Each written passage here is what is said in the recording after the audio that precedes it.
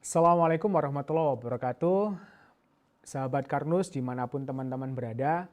Alhamdulillah kita sudah beberapa hari ini menjalani puasa Ramadan gitu ya. Dan sebagaimana kemarin-kemarin ya, kita hadir dalam kajian Karnus spesial Ramadan, kita mengupas konsep Karnus berhubungan terkait dengan kesehatan kita dan juga perintah Allah Subhanahu wa taala di dalam Al-Qur'an maupun As-Sunnah gitu ya. Nah, pada kesempatan kali ini saya akan melanjutkan pembahasan sebelumnya. Kita lebih spesifik lagi tentang membahas tentang sumber segala penyakit gitu ya. Jadi karena topik konsep Karnus ini adalah mempelajari tentang cara cerdas untuk sehat, maka kita harus cerdas, kita harus tahu sumber penyakit itu dari mana, sehingga kita bisa menyelesaikan ke akar permasalahannya. Jadi kalau kita berdoa mendapatkan kesembuhan yang tidak mendatangkan penyakit kembali, itu harus tahu sumber dari penyakit tersebut. Gitu ya. Baik, langsung saja kita kupas tentang sumber segala penyakit dalam perspektif konsep Karnus. Nah, kemarin kita sudah membahas tentang kedzaliman manusia, kesalahan manusia. Tapi pada kesempatan kali ini kita nggak cuma sekedar melihat kesalahannya, tetapi kita akan mengkaji tentang sumber penyakitnya di mana. Nah, ini ada salah satu hadis yang diriwayatkan dari Imam Al-Hafiz As-Suyuti rahimahullah ya. Dikatakan bahwa al-aslu kulida al-barodah. Jadi sumber segala penyakit itu adalah al-barodah. Al-barodah itu adalah dijelaskan di situ jeleknya pencernaan makanan. Nah, hadis ini memang ada beberapa yang mencoba untuk mengkaji, tapi selama ini kalau saya cari di internet ya, itu biasanya hanya mengupas tentang kebanyakan makan gitu ya, atau tidak mengikuti sunnah makannya gitu ya. Tapi kalau di konsep Karnus itu ternyata sebenarnya tidak didasarkan hadis ini ya. Tapi Pak Iwan ini mencoba untuk merangkai keilmuan gitu ya. Jadi Pak Iwan itu mempelajari ternyata tubuh manusia itu adalah puncak dari segala macam ilmu ya. Ada biologi, kimia, fisika di situ ya. Dan itu ternyata baru ketahuan ternyata memang benar segala penyakit itu dari pencernaan yang buruk. Kenapa? Tadi kemarin kita sudah membahas tentang lambung kita. Itu adalah gerbang bioreaktor tubuh kita yang selama ini sering bermasalah karena dalam tanda kutip kebodohan kita gitu ya. Karena kita tidak tahu sifat dan bagaimana cara perawatannya gitu ya. Oke, kita akan bahas gitu ya. Jadi ilustrasi terbentuknya penyakit gitu ya. Saya pakai diagram yang kemarin supaya teman-teman semakin menancap ya. Jadi kalau pelajaran itu diulang-ulang, itu biasanya kalau kita belajar itu semakin kuat gitu ya. Repetisi itu adalah kunci dari memori kita, long term memory gitu ya. Jadi gini teman-teman, tadi kemarin kita membahas tentang makanan yang kita makan nih. Ada karbohidrat, ada protein, ada lemak, ada vitamin dan mineral, itu kita makan dikunyah di sini gitu ya. Nah, yang pertama, sebisa mungkin teman-teman kunyahlah dengan baik, ya, kunyahlah dengan baik. Karena ini juga membantu sistem penyerahan, ya. Kemudian masuk ke sini, masuk ke lambung, ya. Nah, tadi saya katakan bahwa asal segala macam penyakit itu adalah pencernaan yang buruk. Kalau lambungnya teman-teman tadi itu sering dinetralkan, maka apa yang terjadi?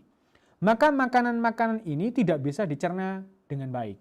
Oke, glukosa ya, atau misalnya karbohidrat ya. Karbohidrat karena dicerna di mulut, itu sudah bisa membentuk glukosa. Ya, kan ada enzim petialin. Terus di sini mungkin karena karbohidrat itu gampang dicerna, di sini meskipun netral ya, mungkin masih karena kena remasan ini ya, lambung itu juga masih bisa dicerna. Akhirnya apa? Berarti ada beberapa glukosa meskipun sedikit itu masuk ke dalam pembuluh darah melalui usus halus. Ya, ini kajian sebelumnya sudah ada ya yang saya terangkan usus halus sebagai jembatan atau gerbang. Nah, tadi protein ini dia akan bisa dipecah menjadi asam amino itu hanya di lambung. Dengan catatan lambungnya itu baik, lambungnya itu asam, ya sesuai dengan fitrahnya. Kemudian ada enzim yang dipakai untuk memecah protein ini menjadi asam amino. Kalau asam aminonya ini nggak terbentuk, akhirnya dia lanjut nih jadi feses. Lah lemak, teman-teman, lemak ini dia tidak dipecah, tapi langsung dibungkus. Lemak itu nggak larut dalam darah ya, karena dia nggak sifatnya itu nggak larut di dalam darah. Akhirnya sama Allah itu dikasih sebuah mekanisme dilindungi protein, namanya lipoprotein, gitu ya, lipoprotein. Akhirnya setelah dibungkus sama lipoprotein, kayak kue klepon gitu ya, itu nanti akhirnya dibawa oleh darah, diedarkan. Tetapi teman-teman, sebelum masuk ke sel ini itu nggak mau kalau masih bentuk polimer, dia harus bentuk monomer. Nah, trigliserid tadi itu bentuknya ini ya, ada 3 molekul tadi ya, itu harus dipotong. Yang memotong ini itu adalah enzim lipase namanya. Nah, enzim lipase ini dia dari asam amino bahan bakunya. Asam amino dari mana? Dari protein. Kalau proteinnya tadi tidak tercerna di dalam lambung, maka yang terjadi apa? Tidak ada enzim lipase. Kalau nggak ada enzim lipase, maka lemak di dalam darah ini numpuk, teman-teman. Nah, makanya kenapa ketika terjadi penetralan asam lambung, yang terjadi di dalam darah kita itu banyak. Istilahnya kenapa kok akhirnya jadi banyak lemak, ya banyak lemak menumpuk di dalam darah, akhirnya jadi hipertensi karena ibaratnya selang ya teman-teman ya, selang itu kalau ada yang menyumbat akhirnya tekanannya tinggi, makanya itu terjadi hipertensi, gitu ya, hipertensi. Nggak cukup hipertensi nanti tadi karena protein glukosa berkurang ya, kemudian lemaknya berlebih menutup sel. Akhirnya sel ini mulutnya itu ketutup, teman-teman. Padahal Allah itu sudah menyematkan satu mekanisme, sel ini baru membuka mulutnya kalau ada yang mengetuk pintu. Lah, yang mengetuk pintu itu namanya insulin.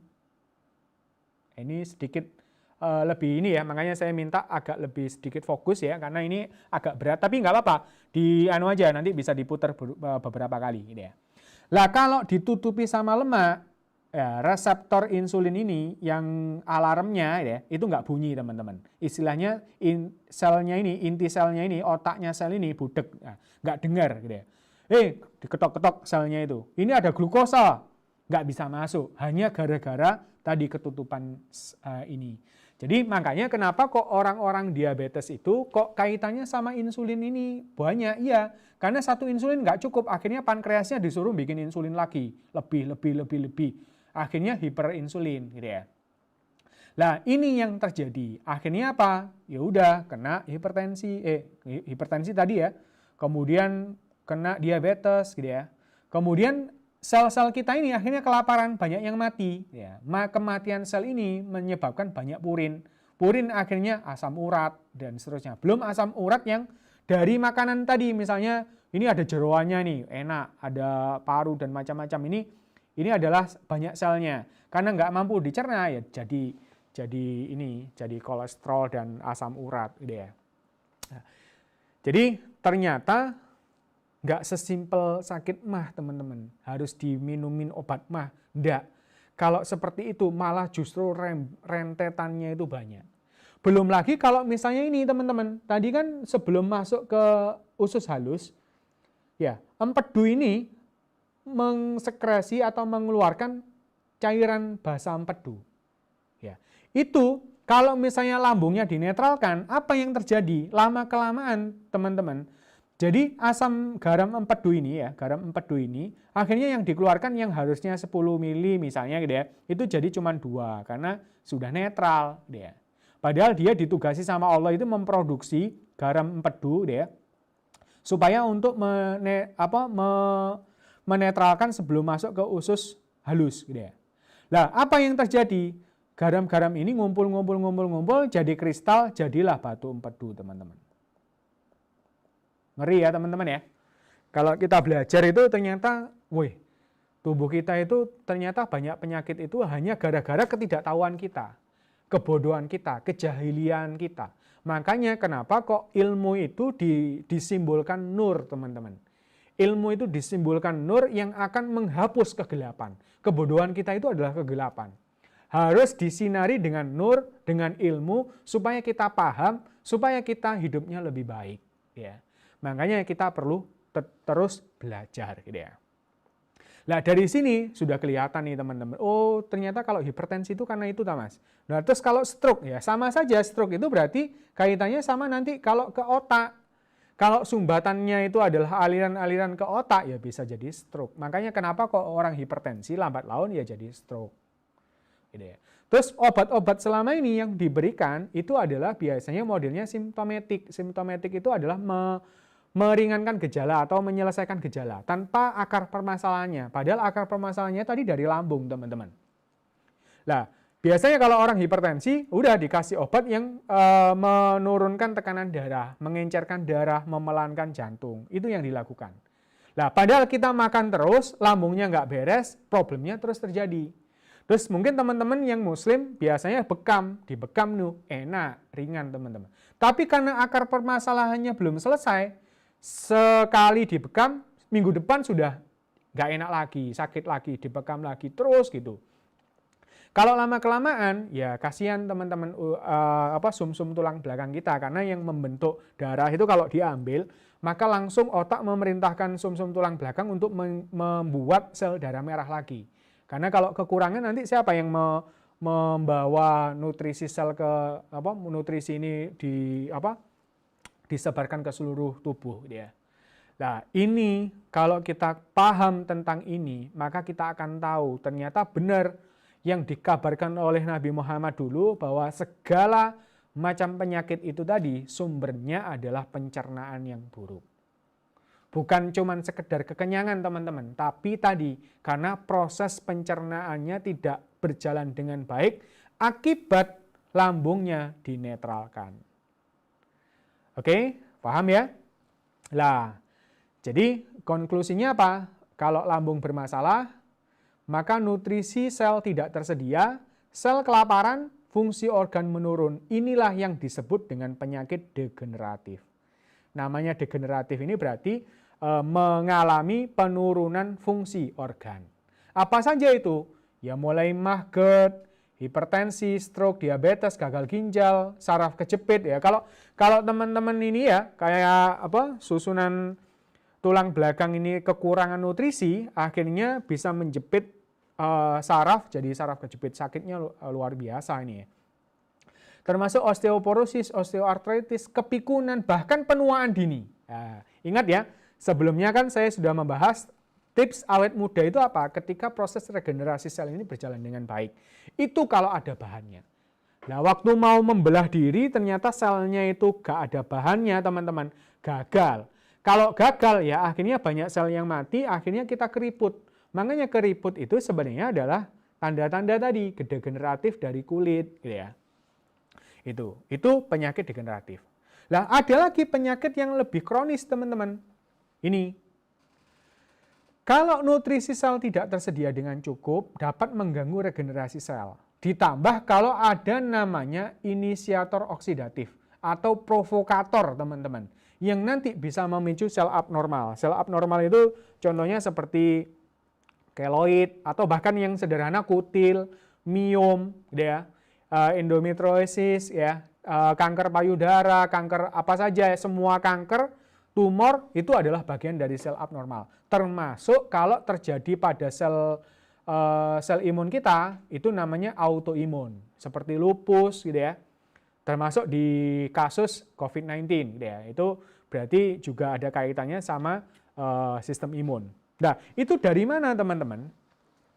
Ternyata lemak yang ada di tubuh kita itu dia bisa bereaksi dengan oksigen, terjadi pembakaran. Jadi di konsep Karnus itu gini teman-teman, pembakaran itu harusnya ada di ruang pembakaran. Ruang pembakaran itu di mana? Di mitokondria. Ingat ya, kemarin ya, di sel kita itu ada satu organel yang namanya mitokondria, itu tugasnya adalah pembakaran nutrisi tadi untuk menjadi ATP.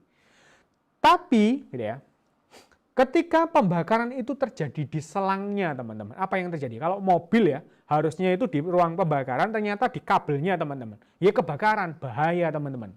Nah, ternyata di pembuluh darah kita itu bisa terjadi pembakaran hanya gara-gara apa? Ketika lemak yang menumpuk dalam darah tadi ketemu sama oksigen, dipicu, dipatik ya, dengan namanya inisiator oksidatif. Itu bisa menjadi radikal bebas. Radikal bebas ini teman-teman, itu bisa mempengaruhi DNA yang menyebabkan salah perintah. Mestinya, contoh misalnya kalau kulit kita teriris ya, seret. Itu sebenarnya kan sel kulit yang luka. Maka sebenarnya harusnya otak ini memerintahkan membuat sel kulit. Tetapi karena salah perintah tadi, karena ada provokatornya, akhirnya yang terjadi bukan sel kulit, tapi sel kuping misalnya. Akhirnya terjadilah tadi sel abnormal. Nah ini padahal DNA itu adalah cetak biru, kalau kemasukan ini teman-teman, kena keton radikal gitu ya, itu bisa langsung masuk ke dalam sel, bisa mempengaruhi DNA, itu bisa menyebabkan kanker dan keluarga-keluarganya. Penyakit itu ganas banget teman-teman. Dikatakan kalau orang kanker itu sudah penyakit yang sudah tinggal menunggu maut gitu ya. Jadi diabetes saja mungkin dikatakan oleh dokter kita itu sudah nggak ada obatnya, apalagi kanker gitu ya. Lebih parah lagi, itu karena semacam ini. Tapi insya Allah di konsep Karnus, karena kita mengkaji, kita yakin, katanya sama Allah, sama Nabi Muhammad, bahwa segala penyakit sudah diturunkan oleh Allah obatnya. Berarti kan semuanya ada obatnya. Di mana itu? Ternyata di dalam sistem tubuh kita itu sudah bisa menyembuhkan diri sendiri. Nah, lebih lanjut tentang kanker sebagai penutup di sesi ini ya. Jadi apa sih penyebabnya atau provokator itu dari mana sih gitu ya? Yang bisa menyebabkan sel abnormal seperti kanker, tumor, miom dan seterusnya gitu ya. Itu ada, yang pertama adalah dari radikal bebas. Oksigen yang berlebih tadi, kemudian peroksida. Peroksida itu seperti biasanya kalau kita beli makanan yang dari minyak yang digoreng terus-menerus gitu ya. Itu juga bisa menyebabkan seperti ini gitu ya. Kemudian juga dari logam berat. Logam berat itu biasanya kita kena itu dari kosmetik, kemudian pewarna makanan, perasa sintetis gitu ya. Jadi dari makanan dan kosmetik ini juga bisa memicu hal-hal yang demikian. Apalagi meskipun kosmetiknya itu aman teman-teman, tapi kalau tidak sesuai dengan algoritma sang pencipta, itu juga bisa menjadi bahaya. Kenapa? Contoh nih, kita kemarin itu sudah membahas tentang UV, sinar UV. Sinar UV itu kuat sekali, bahkan sampai bisa memecah molekul H2O. Nah, tubuh kita, karena Allah ini menciptakan alam semesta ini ya, termasuk tubuh kita ini ya kena semua sinar matahari. Makanya Allah yang Maha Adil memberikan perlindungan atau tabir surya alami yang namanya pigmen teman-teman. Ironisnya sama orang-orang sekarang ini banyak saudara-saudara kita yang kepingin cantik dan kepingin putih. Jadi mindsetnya mereka cantik itu putih. Akhirnya yang terjadi pakai pemutih teman-teman. Pemutih ini sebenarnya mengubah algoritma dari kulit kita agar tidak membentuk yang namanya pigmen. Kalau nggak ada pigmennya teman-teman, maka bahaya. Benar misalnya dikasih sunblock ya, tapi begitu sekali saja lupa nggak pakai sunblock, maka langsung kena tembakan sinar UV ini bisa langsung membuat DNA kita itu mulet teman-teman, berubah. Dan itu nanti bisa menjadi kanker. Makanya kenapa kok banyak saudari-saudari kita ya yang kena kanker itu dari kaum Hawa gitu ya. Karena demikian gitu ya. Termasuk karena sel-sel di rahim ya, yang sering biasanya kanker rahim ya, kemudian kanker serviks ya, itu karena sering berganti sel di sini. Karena peluruhan kan sel-selnya mati ya, dikeluarkan harus diganti. Lah kalau kena tadi itu radikal bebas kemudian merubah sini, akhirnya jadi kanker teman-teman. Lah termasuk polusi. Polusi itu mulai asam knalpot, reaksi kimia di laboratorium ataupun pabrik, kita nggak bisa menghindari namanya polusi, teman-teman. Kenapa? Karena kita keluar rumah sudah kena asam kendaraan bermotor, makanya kita perlu perlindungan. Oke lah, kalau sudah sistemik ya, dunia ini sudah banyak polusi ya, maka kita harus bisa mensiasatinya dengan baik. Nah, nanti di konsep Karnus itu ada mekanisme untuk perlindungan DNA. Yang penting teman-teman di kesempatan kajian Karnus pada hari ini itu tahu bahwa ternyata dampak tadi itu luar biasa. Dan kita sudah paham sekarang bahwa ternyata memang benar segala macam penyakit bersumber dari pencernaan yang buruk, dan kalau mau lebih dispesifikkan itu akibat dari penetralan asam lambung. Demikian, semoga bermanfaat, gitu ya. Semoga bisa menjadi pencerahan. Jangan lupa kalau itu memang sesuatu yang baik, sesuatu kebenaran, maka sampaikanlah. Karena masih belum banyak teman-teman yang mengenal konsep Karnus. Jadi kalau misalnya ada seseorang yang kita seru kebaikan, kemudian mengikutinya, insya Allah kita juga akan mendapatkan kebaikan yang sama tanpa mengurangi kebaikan dari yang mengikuti kita. Inilah amal jariah kita di Pendekar Nusantara atau Karnus, gitu ya, dengan konsep Karnus, cara cerdas untuk sehat. Demikian, terima kasih. Assalamualaikum warahmatullahi wabarakatuh.